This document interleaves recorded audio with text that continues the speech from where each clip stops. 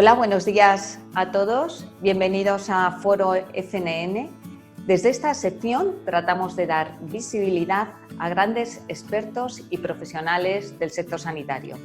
Personalidades de diferentes ámbitos, desde la política sanitaria, como es el caso de hoy con doña Patricia, la alta gestión de hospitales, el mundo académico y, por supuesto, nuestros líderes clínicos.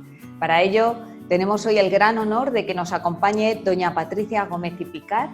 Ella es la actual consejera de Sanidad de Islas Baleares. Tiene ya una dilatada trayectoria en el cargo de más de 5 años, revalida este cargo en el 2019, pero además doña Patricia cuenta con una amplísima trayectoria en gestión, docente y clínica. Bienvenida, Patricia. Muchas gracias. Buenos días. Buenos días, muchas gracias. Muchísimas gracias por acompañarnos. Si me permites que te tutee, Patricia. Pues, claro que sí. Fenomenal. Vaya por delante que cuentas con la admiración de la profesión enfermera, con la mía propia, que soy enfermera también. Para nosotros es un honor tenerte aquí, pero además para nosotros eres un camino, un ejemplo a seguir. Primera enfermera a nivel nacional en ocupar una consejería de sanidad. Yo creo que es para sentirnos profesionalmente los enfermeros tremendamente orgullosos. Vaya por delante ese orgullo patrio. Y vamos a iniciar la entrevista, que sé que estás muy ocupada.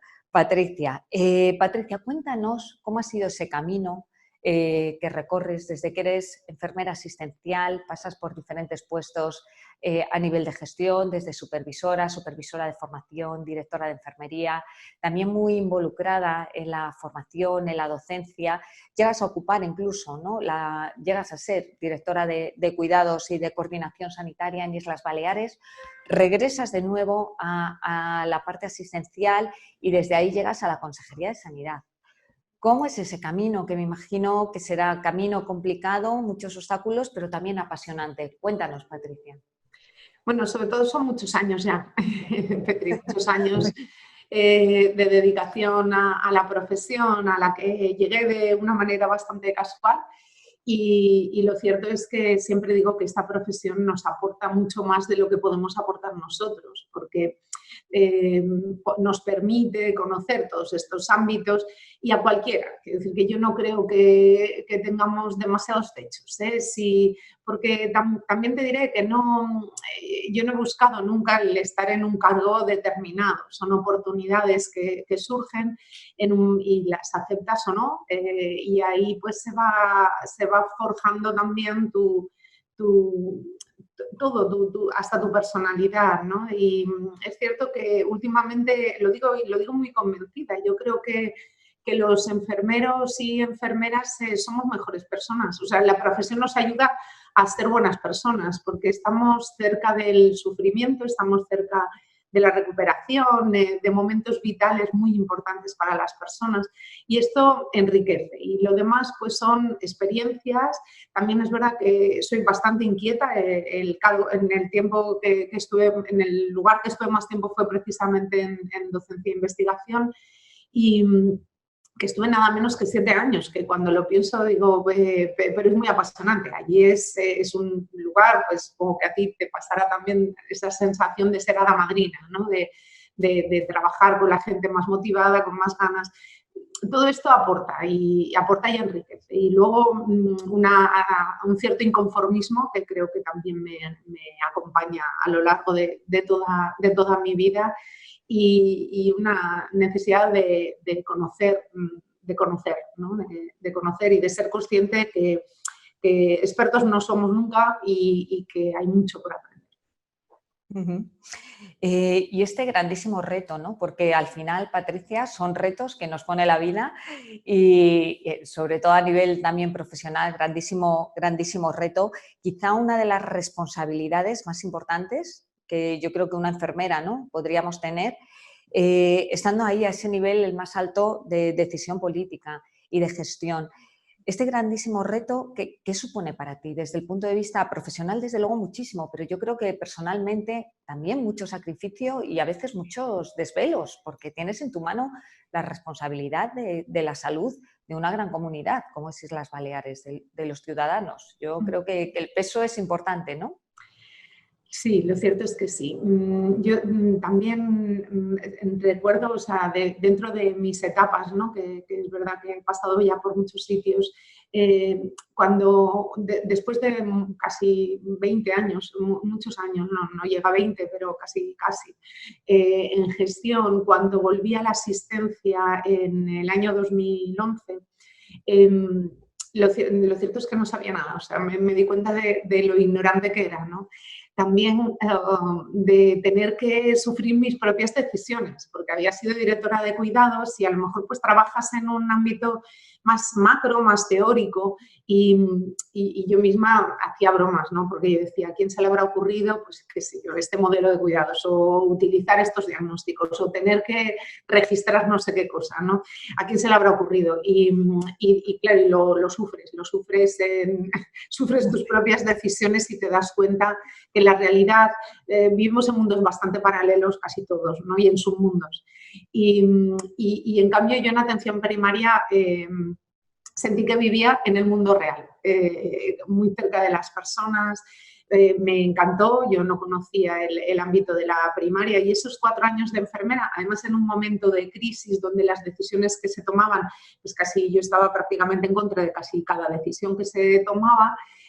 También siempre me ha gustado la economía de la salud y el impacto de las decisiones políticas y económicas y en cómo afecta esto a la salud de las personas, pues lo estaba viviendo en primera persona. Estaba viviendo pues recortes de plantillas, poquísimo personal, personas que perdían su trabajo en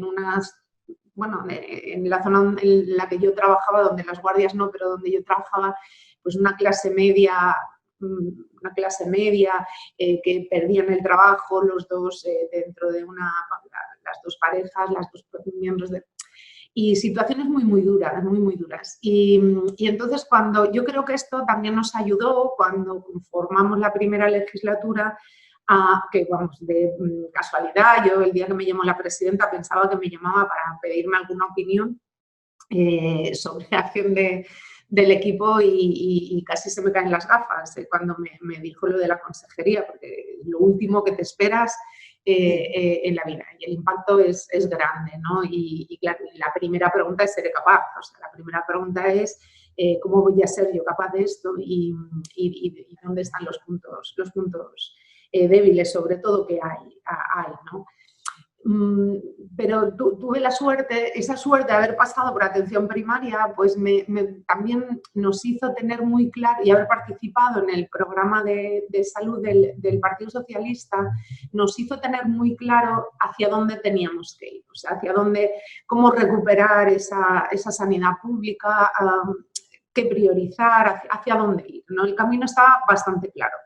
Y luego en mi equipo, pues la mayor parte del equipo, pues, te diría que el 100%, venía de la práctica asistencial, después de no haber hecho gestión durante unos años, o sea, expertos en gestión, pero que venían también de la práctica asistencial. Yo creo que esto nos ayudó bastante. Y también pienso que esa mirada enfermera que tenemos, que es verdad que la gente siempre me dice, siempre hablas de la mirada enfermera, y es que es cierto, es muy amplia y cuando necesitamos tirar de determinados temas, nos damos cuenta de que para cualquier decisión que toma una enfermera tiene en cuenta muchísimas cosas, aunque a veces no seamos conscientes, ¿no? Para poner una vía, una vía venosa, lo primero que piensas es la persona zurda o es diestra, si va a estar mucho tiempo o va a estar poco tiempo, si va a necesitar levantarse y ducharse o comer, evitar las flexuras, si va a haber alguien para cuidarle o no, si es una persona... Es decir, tomamos decisiones, casi todas las decisiones que tomamos siempre tienen esa mirada mucho más allá, mucho más amplia que la propia decisión. Y eso de verdad que es una gran fortaleza y no somos conscientes, muchas veces no somos conscientes, es una auténtica fortaleza, porque cuando tienes que tomar otras decisiones, que yo siempre digo, soy una enfermera más, en un ámbito diferente, en un ámbito ahora más político o más de macrogestión, pero soy una enfermera, tomando decisiones igual, pero de otro tipo de decisiones, ¿no? Hombre, yo creo que tú tienes una visión, ¿no?, privilegiada, Patricia, y además yo creo que posiblemente, ¿no?, todas esas aportaciones desde ese espíritu clínico, desde ese espíritu de enfermería, pues posiblemente, ¿no?, las lleves y las prolongues en tu día a día dentro de lo que es la consejería, ¿no? Y a mí me parece que aportar toda esa visión tan directa de enfermería y de nuestro desempeño, pues la verdad que seguro que esa consejería en ese sentido funcionará fenomenal por tener La esa aportación, presidenta, ¿no? la presidenta me dijo un día, bueno, creo que cuando volvimos en esta segunda legislatura, Sí. que consideraba la consejería más humana. Hizo gracia, Pero me ¿no? parece precioso, Sí. Patricia, ¿o no? Porque yo creo que ahora mismo, bueno, quizá no ahora mismo en este momento concreto, puntual, pero sí que es cierto, ¿no?, que hablamos de una sanidad deshumanizada, bueno, y yo creo que desde el ámbito de la política te digan que eso, vamos, no sé, me parece precioso para estar muy orgullosa, ¿no?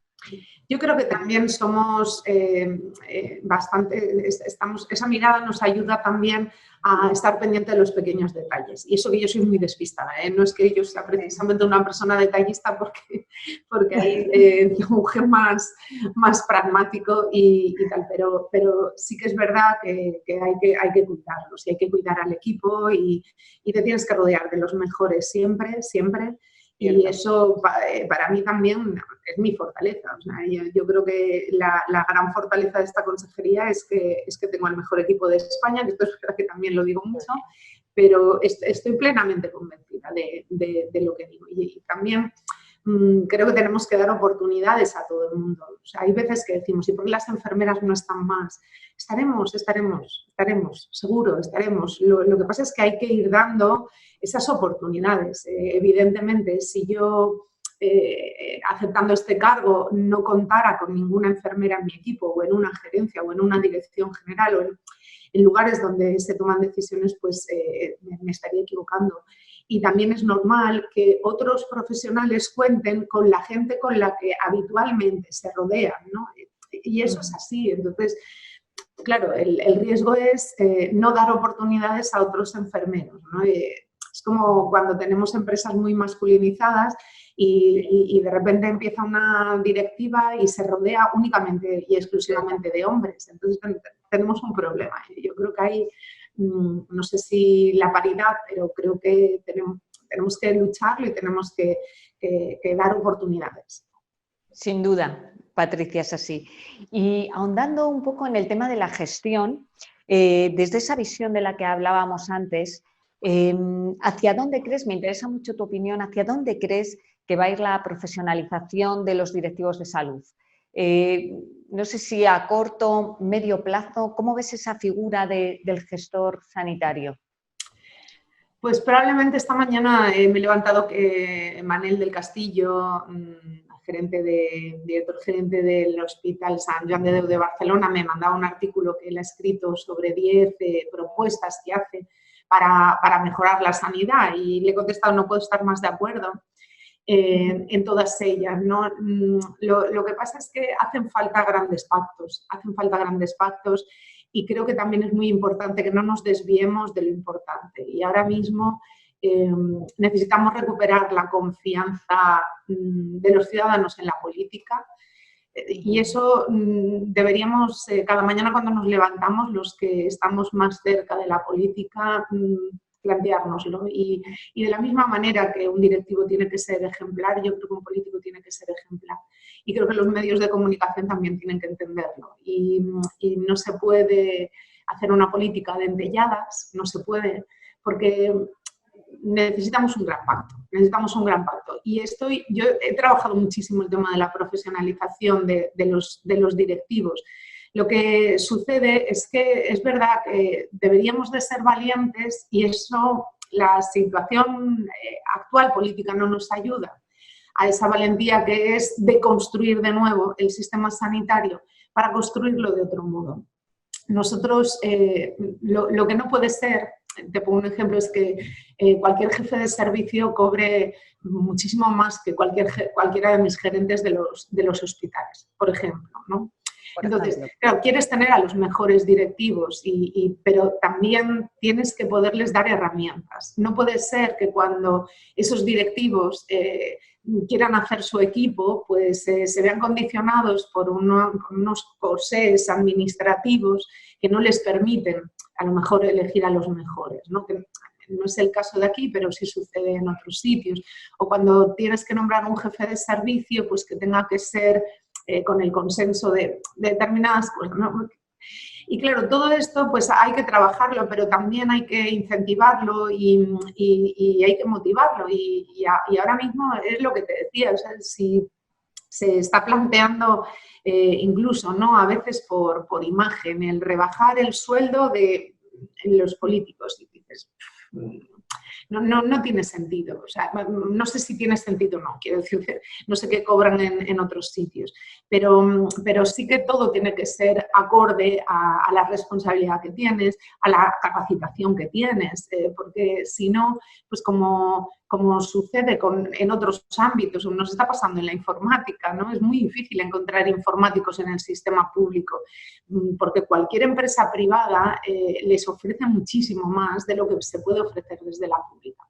Claro, todos esos corsés y eso que yo siempre digo, yo pensaba que el sistema estatutario era rígido, pero cuando tocas la función pública, como me sucede a mí, porque es sanidad y consumo y tengo otras direcciones generales que evidentemente para mí también han sido y son más desconocidas o donde me cuesta mucho más tomar decisiones, otros ámbitos que no había mostrado, que yo no tenía ninguna experiencia, pero claro, el sistema funcionarial vamos, este sí que es rígido con muchas ganas, ¿no? Al punto de que cualquier norma se aplica bueno, hemos tenido que hacer decretos y al final es como, tengo la sensación muchas veces que para poder avanzar y poder ser un poco más ágil tienes que hacerle, que no se me malinterprete, pero trampas a la propia ley. Es decir, tienes que buscar dentro de la ley la forma de salvar determinados corsés o determinadas... sí, esta sensación de que no puede ser. O sea, yo no puedo pedirle lo mismo cuando hacemos una convocatoria para un investigador senior que para, con todos mis respetos, un auxiliar administrativo, ¿no? Y claro, y aquí todos somos iguales. Entonces, cuando te dicen desde función pública es que todos somos iguales, a mí me llevan los demonios. Digo, no es así, no es así, ¿no? Claro, esto dificulta mucho el profesionalizar la gestión, por mucho que nosotros queramos. Y ya digo, yo lo último que pido es a qué partido votan mis directivos. O sea, esto ni lo sé ni me importa lo más mínimo. Evidentemente tenemos un programa, un proyecto. Yo creo que lo importante es tener proyectos y poder explicar ese proyecto y que se sumen, ¿no? Pero a la hora luego de ser exigentes con esos puestos directivos, pues competimos, en eso sí que competimos claramente con las empresas privadas y en inferioridad de condiciones. Sin duda alguna, ¿no? Yo no sé, da pena porque efectivamente son una serie de elementos externos que sí que desvirtúan, ¿no? Y condicionan esa figura del gestor sanitario. No es tanto en sí lo que queremos, lo que vamos persiguiendo, sino lo que podemos tener en todo ese contexto, ¿no? Y bueno, no sé qué se puede hacer, como tú bien dices, ¿no? Desde la política intentar en alguna medida, ¿no? Que todas esas aristas pues sean lo más romas posible y que sean elementos favorecedores y no obstáculos, ¿no? Hacia esa profesionalización tan necesaria de los puestos de gestión a nivel sanitario, ¿no, Patricia? Mira, muchas veces yo he pensado, y yo me he equivocado muchísimas veces en la elección de personas, ¿no? O bien porque tú has conocido a esa persona en un ámbito y has pensado que también lo haría bien en otro, y yo siempre he dicho, o sea, a mí me veo capaz de trabajar en muchos sitios, pero yo, por ejemplo, creo que sería, no lo sé, a ver, no quiero ponerme límites a mí misma, pero a mí, por ejemplo, me costaría muchísimo trabajar en una UCI de neonatos. Pongo ese ejemplo porque o me costaría mucho trabajar en un quirófano las 7 horas. Son ámbitos en los que me generan incertidumbre, inseguridad, muchísima, ¿no?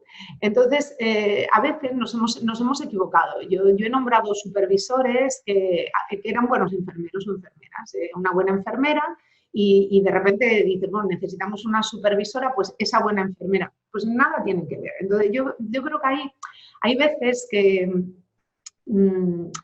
no hacemos el ejercicio de reflexión previa. Y esto sí que yo intento animar a pensar cuál es el proyecto, entonces qué capacidades necesita la persona que tiene que liderar o llevar a cabo ese proyecto. Y en función de eso, pues habrá personas más afines a ti o menos, habrá personas que tú digas, es que tiene un carácter complicado, pero en cambio, pues en estos momentos, ¿no? Tiene tantas fortalezas en ese ámbito que puede llevar las cosas bien. Y yo he nombrado gente que yo misma digo, me tendré que armar de paciencia, ¿no? Pero sé que esa persona es mucho mejor para llevar a cabo esa tarea que a lo mejor una persona más afín, más amiga, no sé, más cercana, tal, ¿no? Que tú dices, bueno, puede ser muy cercano, pero no. Muchas veces me han preguntado en los cursos de gestión, que me he dedicado bastante a la formación en gestión, ¿qué es mejor? ¿Que el directivo sea de dentro o de fuera? Pues también depende, ¿no? O sea, porque depende del proyecto y depende de la situación, porque un buen líder tiene que tener muy en cuenta también el resto de las personas, el resto de los trabajadores y el proyecto en sí, o sea, el entorno, ¿no? Para poder llevar a cabo ese proyecto, porque una persona sola no va a ninguna parte. Y te tomo la palabra respecto al liderazgo, Patricia. Movimientos, enfermería nos estamos moviendo, eso es así. Movimientos como Nursing Now, movimientos como el Año Internacional de la Enfermería 2020, que tratan de dar esa visibilidad que suponga un reconocimiento de las competencias de enfermería, que las llevamos persiguiendo muchísimos años y que instan a esos gobiernos, políticos y gestores a invertir, ¿no?, en enfermeras para mejorar el nivel asistencial de sus países. ¿Tú crees que ahora sí o sí, con todo lo que ha pasado de COVID-19, todo este tipo de movimientos que avalan ese buen hacer de enfermería, ese liderazgo enfermero se solidificará y empezaremos a formar parte de las decisiones a nivel de macrogestión? ¿Ese liderazgo está ahí, pero de una vez por todas saldrá hacia adelante? Me interesa muchísimo tu opinión. Bueno, yo que llevo unos años he visto cómo la profesión ha ido evolucionando y en los últimos años de manera exponencial. La evolución es exponencial. O sea, ya nadie discute que tenemos una formación reglada, amplia y sólida, muy sólida. Nadie discute que podemos acceder al doctorado, y eso nos iguala, no solo en el ámbito académico, sino bueno, pues al resto de profesiones universitarias superiores. Entonces, yo lo que veo es que cuando estoy en ámbitos donde participan, es mi sensación, donde participan diferentes colectivos de profesiones varias, tienen en general muchísimo reconocimiento a la enfermería como profesión, muchísimo reconocimiento. Luego, por otra parte, hemos pasado por diferentes momentos, ¿no? Por momentos en los que, yo digo, a lo mejor me equivoco, es una opinión, o sea, puede ser totalmente equivocada, pero yo creo que en el momento en el que dejamos de defender determinados ámbitos técnicos en la profesión enfermera y nos centramos exclusivamente, ¿no? Parecía que solo nos dedicábamos al cuidado de las personas, al cuidado en un sentido pequeño, ¿no? Pero el cuidado en un sentido amplio, evidentemente, es nuestra razón de ser como profesión. Pero sí que es verdad que ha habido momentos en la historia en los que no hemos querido ver, pues a lo mejor porque veníamos del ayudante técnico sanitario, pero ya hace 40 o 50 años que ya no se estudia, ¿no? Lo del técnico, a las enfermeras no queríamos seguir siendo técnicos, ¿no? Y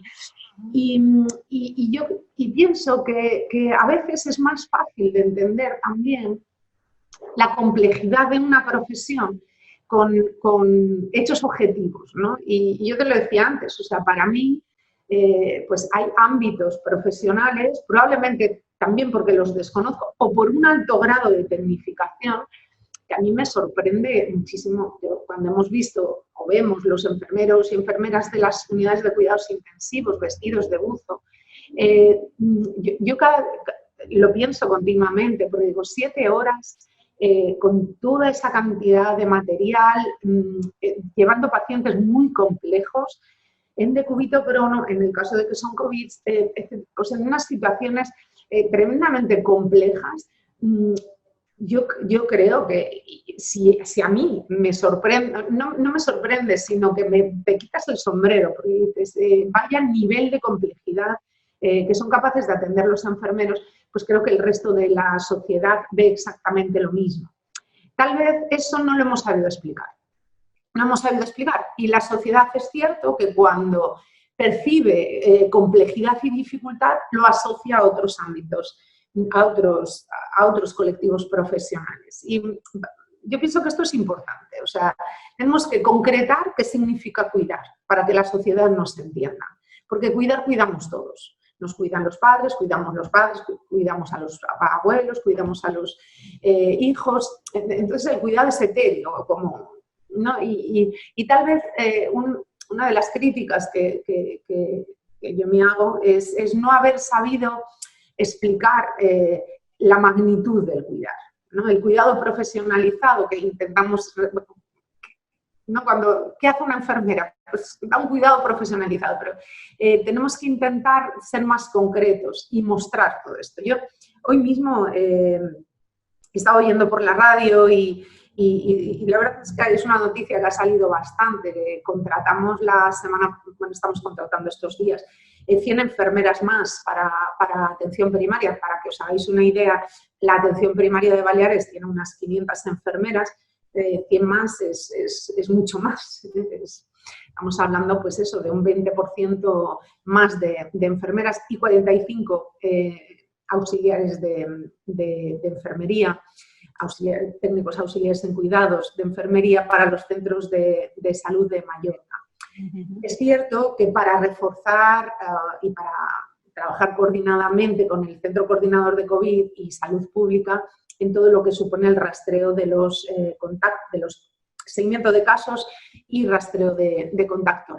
Ha tenido muchísimo impacto estas noticias. Se han hecho entrevistas en la radio, se han hecho entrevistas en reportajes en los periódicos en papel, en la televisión, y creo que esto es muy importante.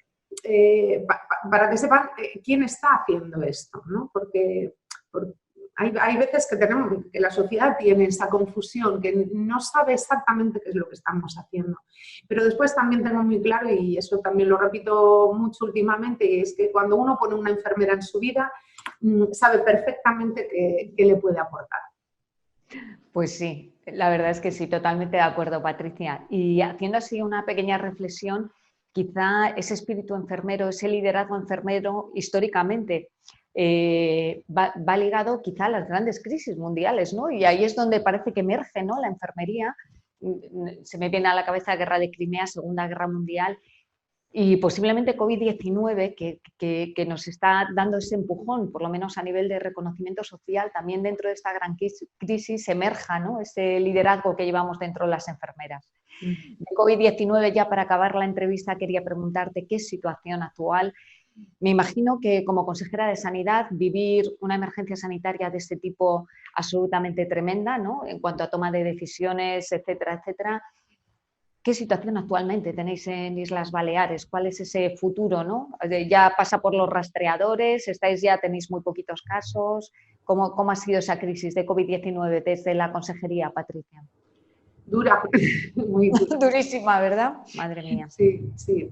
La verdad es que sí, se toman muchas decisiones, pero yo es lo que os decía, también se toman muchas decisiones todos los días en muchos sitios. Una enfermera toma decisiones clínicas, una supervisora de unidad toma decisiones de gestión en ese ámbito asistencial, un subdirector. Lo que nos pasa es que a medida que nos alejamos de la práctica clínica, perdemos la capacidad de influir. Y eso, aunque no se crea, es así. Es así. A mí cuando me dicen, ¿estás en las alturas? Digo, no, estoy en la lejanía. Cuanto más me alejo del paciente, mucho más tarda mi decisión en poder influir en las personas.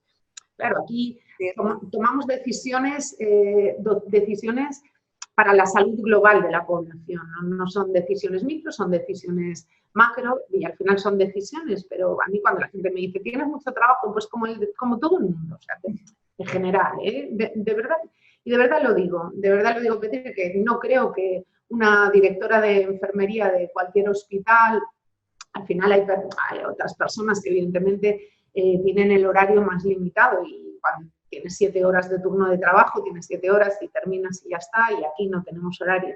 Pero al final, a la hora de tomar decisiones, todos tomamos muchas decisiones importantes. Aquí hemos tenido bastantes fortalezas. O sea, la primera a la que hacemos referencia casi todos es al hecho de haber tenido el segundo caso de España. El primer caso fue en La Gomera y el segundo caso fue aquí. Y entonces eso nos tensionó el sistema. Nos dimos cuenta de todo lo que teníamos que poner en marcha. Nosotros habíamos trabajado los protocolos y lo teníamos en modo teórico, ¿no? Pero el hecho de tenerlo que aplicar pues fue considerable. Además, este segundo caso de España, el primero para nosotros, tuvo muchos contactos, muchísimos contactos, porque tenía síntomas leves y en ningún caso pues él pensó que podía ser COVID. Y eso nos obligó también pues a tener que hacer este rastreo de contactos y tal. Luego, en un momento dado, nosotros dijimos, o sea, viendo lo que sucedía en el resto del mundo, pensamos que debíamos contener la epidemia en atención primaria. En esto deconstruimos totalmente la atención primaria, se quitaron los cupos. Creo que hemos sido los únicos en España que hemos hecho esto. Hay otras muchas comunidades que han apostado por atención primaria, pero de una forma distinta.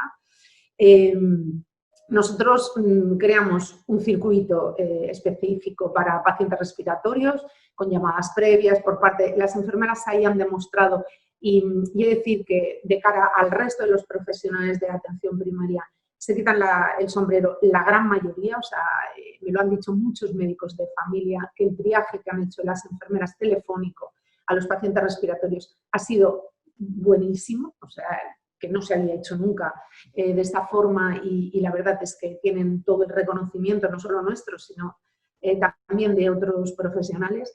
Y se ha apostado mucho por mantener al paciente en domicilio, porque claro, nosotros, aparte de que todos tenemos recursos limitados, el hecho de tener mar obliga a trasladar los pacientes en avión o en helicóptero, con lo cual para nosotros es muy importante hacer un uso eficiente de estos recursos. Y era un poco la mayor preocupación que teníamos, era que los recursos que teníamos no eran suficientes, pero veíamos como en el resto de España también se iban llenando, con lo cual tú dices, si tenemos que derivar nosotros fuera, no sé dónde vamos a derivar, ¿no? Claro. Eso siempre nos ha preocupado mucho y entonces cada hospital hizo su plan de contingencia, a la vez que primaria se reorganizaba y de una manera totalmente distinta, dando mucho protagonismo a primaria. De hecho, es verdad que ahí tenemos puntos débiles. Algunos pacientes, cuando llegan al hospital, ya estaban bastante complicados, pues porque por ese exceso de celo de tener al paciente en su domicilio, en su entorno, el máximo tiempo posible. Hemos medicalizado hoteles también teníamos un mini FEMA preparado que todavía está, que yo digo, esto nos debe costar un bastón porque todavía tenemos ahí el oxígeno, los camiones de oxígeno fuera del Palacio de Congresos y tal, que afortunadamente no nos ha hecho falta. En el mes de marzo, alrededor de mitad de marzo, que fue el momento, el pico máximo, pues teníamos a lo mejor un 70-80% de camas ocupadas y de UCIs ocupadas. No hemos llegado nunca al 100%. Y luego pues llevamos ahora mismo las situaciones muy buenas. En Menorca 20 días sin un solo caso, en Ibiza hace 50 días que no ingresa un paciente en cuidados intensivos, en Mallorca también, o sea, tenemos para que te hagas una idea, tenemos 1000 camas disponibles para COVID y ahora mismo hospitalizados hay 120 pacientes y estamos haciendo ya, pues eso, una detección activa. Es que la directora asistencial siempre dice que no hay COVID, que es que lo estamos buscando desesperadamente, ¿no? Y es verdad, o sea, creo que hay poca transmisión comunitaria y eso no quita que pueda haber pequeños brotes, pensamos que los habrá, que es fácil que los haya, que tenemos que ser muy prudentes y tenemos que un poco, bueno, pues seguir con ese seguimiento de casos y rastreo de contactos y para ello pues invertir en tecnología, hemos puesto en marcha también proyectos de investigación, unas subvenciones por 400.000 euros, han presentado un montón de investigadores para temas COVID. Nos hemos intentado hacer cosas distintas, hemos invitado a las empresas de aquí, porque a raíz de que empresas de cortinas se pusieron a confeccionar batas de excelente calidad, pues hemos hecho una invitación a las empresas locales a replantearse si pueden fabricar material pues tipo batas, mascarillas, pantallas, etcétera, y se han presentado también a esa convocatoria muchas empresas locales, con lo cual ojalá podamos comprar aquí y no tengamos que seguir comprando en China. Y a nivel de material estamos bastante bien ahora mismo, tenemos 2 meses garantizados de material con una actividad muy intensa y con la actividad que tenemos ahora mismo aproximadamente unos 4 meses de material garantizado, con un corredor con Shanghái desde el inicio de la crisis también nos ha ido muy bien, o sea, en eso hemos sido muy afortunados, porque es verdad que hemos tenido suerte con los distribuidores con los que hhemos contactado y tal. Hemos pasado en marzo, como todos, pero bueno, una semana muy complicada de restricción de material, de escasez, ¿no? de material y sufrimos muchísimo y a partir de ahí pues afortunadamente hemos podido ir comprando con regularidad. Ahora bien, parece que el caucho sintético está habiendo un desabastecimiento a nivel mundial, hemos sufrido con algunos fármacos que también han faltado y al final se va solucionando, pero se sufre mucho. Pero se sufre, ¿verdad? Hombre, la Comunidad Balear ha hecho una grandísima y brillante gestión de la crisis de COVID-19. No lo digo yo, lo dicen los números. Patricia, están ahí. Cuanto al número de contagiados, número de muertos, yo creo que habéis hecho una gestión brillante desde Consejería de Sanidad. Eso, desde luego, sin ninguna duda. Gracias a vosotros, gracias a esa visión enfermera, gracias a lo que sea, pero es verdad que habéis conseguido contener una emergencia sanitaria, hacer sostenible vuestro sistema sanitario y ahí están los números. Eso es así. Entonces, aún así también tenemos que hacer autocrítica y yo, por ejemplo, todavía siguen apareciendo casos de profesionales que se contagian y ¿sabes? Es como que cada día que veo un profesional más contagiado, pues la verdad es que tengo la sensación de fracaso, no sé, o sea, sí. de qué más medidas podríamos poner en marcha, ¿no? Porque es verdad que tenemos 222 fallecidos aproximadamente, porque es verdad que ahora con el Ministerio ha cambiado el sistema de recuento y no nos coincide exactamente, pero bueno, que nos constaba a nosotros. Entonces son personas, la gran mayoría, o sea, nadie se tiene que relajar porque también hay personas jóvenes, pero la gran mayoría son personas muy pluripatológicas, con muchísima patología de base y es cierto que esa es la gran mayoría, o sea, la edad media nuestra de fallecimientos estaba en torno a los 80 años, ya digo, habiendo fallecido gente bastante joven también, con lo cual, pero bueno, eso es inevitable probablemente en cualquier infección o en cualquier enfermedad, ¿no? Pero el contagio de los profesionales creo que ahí tenemos que mejorar y tenemos que conseguir que nadie más se contagie. Sí, contagio cero. Sería un buen indicador, ¿no? O un buen objetivo de indicador que no se contagiara ni un solo sanitario más. Nos lo ponemos ahí en la cabeza. Pues Patricia, ya para acabar, algún mensaje, esto lo van a escuchar muchísimos profesionales de enfermería, algún mensaje que en estos momentos para esos profesionales, ¿no?, lo necesitan, esos mensajes de apoyo, de solidaridad, algo que les quieras transmitir o decir. Sobre todo gracias, gracias porque una vez más se ha demostrado que los enfermeros y enfermeras han estado y están en los momentos difíciles. Yo creo que tiene gran valor social cuando se ve la entrega y la disponibilidad de todos los profesionales. Es probablemente el mayor reconocimiento que se nos hace como profesión. Por lo tanto, lo que me corresponde es sobre todo dar las gracias. No vamos a conseguir los políticos el reconocimiento social de la profesión.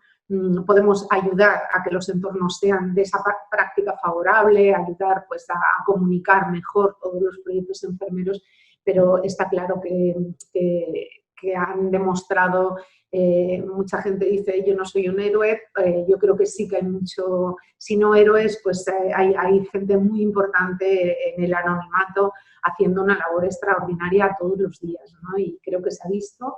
Eso nos da muchísima fuerza como profesión y ahora, como os decía, aparte de poner una enfermera en tu vida, creo que es un mensaje que tenemos que también ayudar a transmitir a la sociedad. Ponga una enfermera en su vida, verá lo que es capaz de hacer por usted, por su salud. Y por parte nuestra, por parte de la administración y de los políticos, pues tener los ojos bien abiertos y los oídos también, ¿no? Y escuchar más, dar más participación también, porque es verdad que la aportación enfermera es crucial y muy rica, mucho más rica que otras, ¿no? Pues con ese bonito mensaje de Patricia, la consejera de Sanidad de Islas Baleares, vamos a dar por terminada esta entrevista. Darte las gracias, Patricia. Me ha encantado la entrevista. Yo hubiera seguido preguntándote porque la verdad es que tienes una visión muy completa, muy íntegra y muy privilegiada y me encantaría seguir hablando contigo de la profesión. Pero no te robo más tiempo. Gracias por acompañarnos y gracias a todos vosotros que nos estáis ahí escuchando, que nos seguís semana a semana y nos vemos la semana que viene. Gracias. Muchísimas gracias, de verdad. Cuando queráis estoy a vuestra disposición. Ojalá nos veamos pronto, Pedri. Muchas gracias. Gracias.